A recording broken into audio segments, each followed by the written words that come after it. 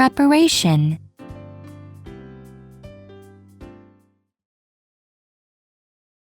Pull the thread guide bar up as far as it will go.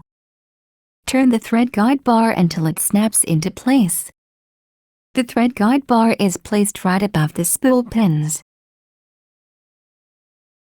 Raise the presser foot lifter. The tension discs will open when the presser foot lifter is raised. Firmly insert the spool holder into the spool.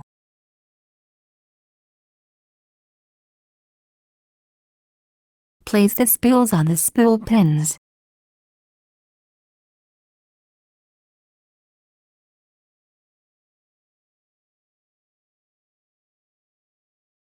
Thread the machine from the right to the left in order.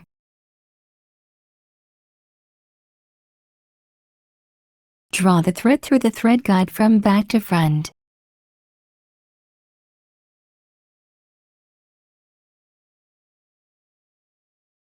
Pass the thread through the top cover thread guide from the right. Pull the thread along the slit. Do the same for the other threads.